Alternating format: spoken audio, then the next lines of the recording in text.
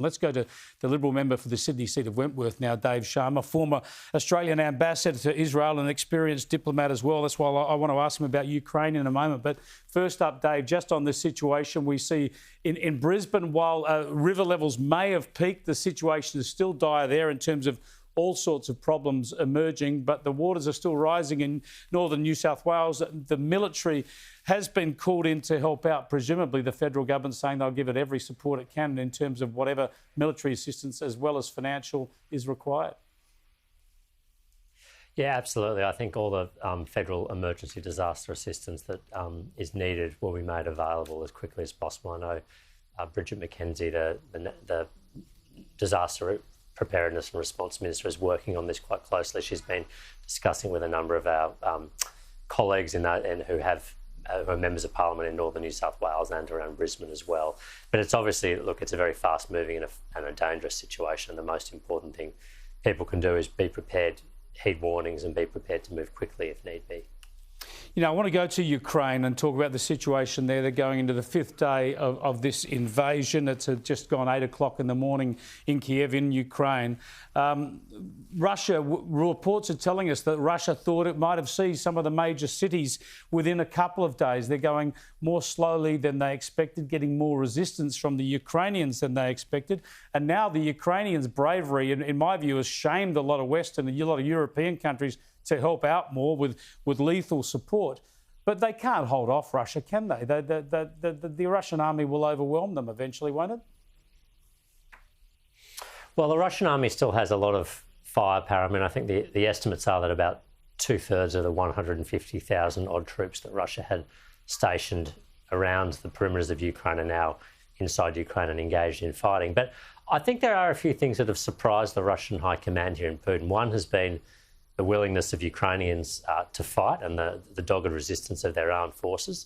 Two has been the civilian will. I think they were expecting, particularly in Russian-speaking towns like Kharkiv, that they would be welcomed as liberators. That clearly is not happening. And three, the resolve of the government and President Zelenskyy down here. I think Russia may have anticipated that he would have fled into exile or across the border, but he's really rallied his people and rallied his armed forces.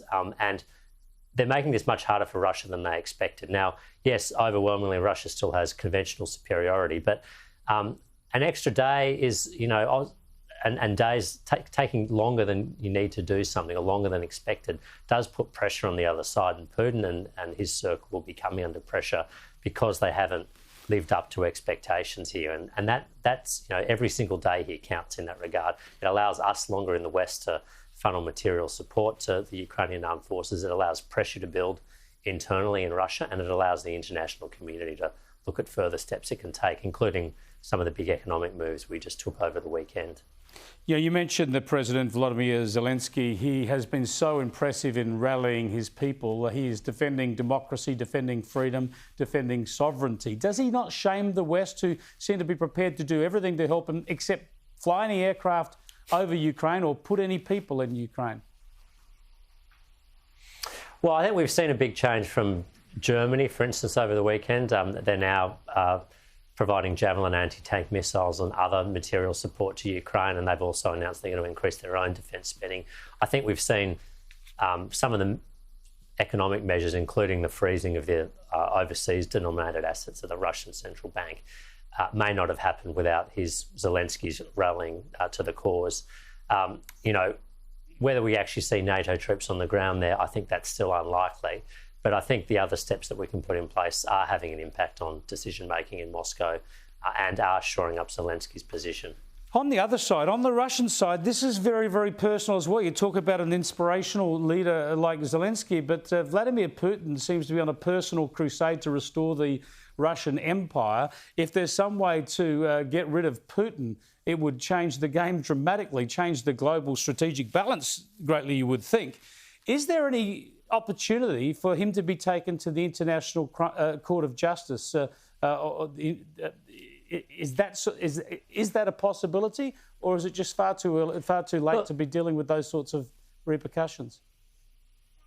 Look, I think we absolutely need to start talking about this, and it's particularly the International Criminal Court here, where individuals, including heads of state, can be held personally liable for things like crimes against humanity and other war crimes. And Slobodan Milosevic, who was a sitting head of state of Serbia during the Yugoslav wars, was eventually hauled before The Hague and found guilty of a number of these things. So I think we need to be talking about that with President Putin. I mean, Russia is not a state party to the International Criminal Court, but the International Criminal Court does have jurisdiction over developments in the Ukraine because Ukraine has consented for them to do so. So this is a potentially live avenue of investigation. And I think it's one that needs to be pursued because we need to sharpen and focus the mind in Moscow and raise the risks, if you like, of their very reckless and aggressive approach. Absolutely. Thanks for joining us, Dave. Dave Sharma there, the Liberal member for Wentworth and former diplomat for Australia. As he mentioned, fierce fighting is continuing in the Ukraine as Vladimir Putin has put Russia's nuclear forces on high alert.